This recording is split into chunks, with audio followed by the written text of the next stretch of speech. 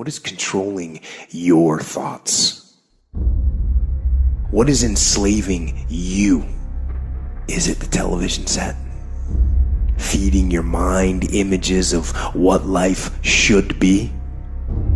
Is it the internet drawing you in and controlling your time? Is it drugs or alcohol numbing your brain and diminishing your desires?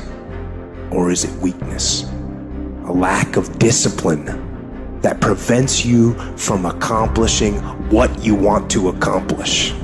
And we get very caught up in instant gratification. We want the shortcut to the winner's podium. We want results now. And when we don't get the short-term glory, sometimes we lose sight of those long-term goals. They fade. We lose focus. So we stop the daily tasks and the daily disciplines that will allow us to achieve our goals. And a day slips by, and then another day. And a day turns into a week, and a week into a year, and you look up in 6 weeks, or 6 months, or 6 years, and you've made no progress, none. You lost sight of the long-term goal, and it faded, and you began to rationalize.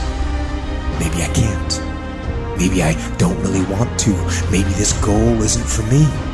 And so you give up. You settle for the status quo. You settle for the easy road. You settle for, oh well. No, don't do that. Embed that long-term goal in your mind. Burn it into your soul. Think about it. Write about it.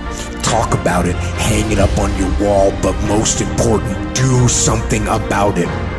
Every day. Every day, do something that moves you toward that goal, that keeps that goal alive and in sight and in focus. However small or insignificant that step might seem, take it. Do it. Make it happen. Because that goal isn't going to achieve itself. It is all on you.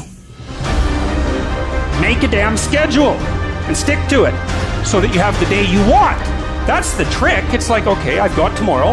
If I was going to set it up so it was the best possible day I could have, what would it look like?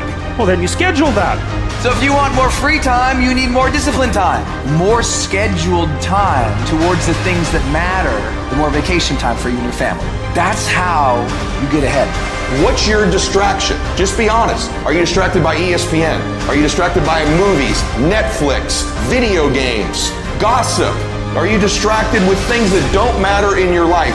Ask yourself truthfully, your big goals and dreams. Can you get laser obsessively focused almost to its exclusivity for an extended period of time?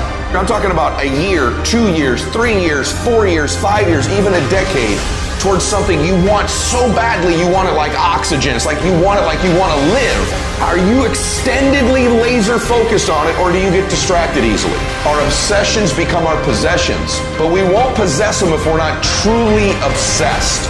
Turn your damn TV off. Turn your phone off a lot too. Does it really matter what's going on with the Kardashians right now? Don't be so obsessed with them. Be obsessed with your own reality TV program called Your Own Life. This suffering, this sacrifice you're making is an indicator of progress. It's an indicator of obsession. Suffering and sacrifice and hard work is an indication of progress towards our dreams. The price you will pay for not making your dream come true is far greater than the one that you will pay to make it come true. You'll pay that one the rest of your life. And so ask yourself what you're willing to risk. What's the price you're willing to pay? Stop negotiating the price. It's a freeing experience to totally commit. When you totally commit to a business, to your fitness, it's a freeing, powerful, it's almost like removing kryptonite from your life when you totally commit. Can you do that? The people around you always say, it's costing too much. It's costing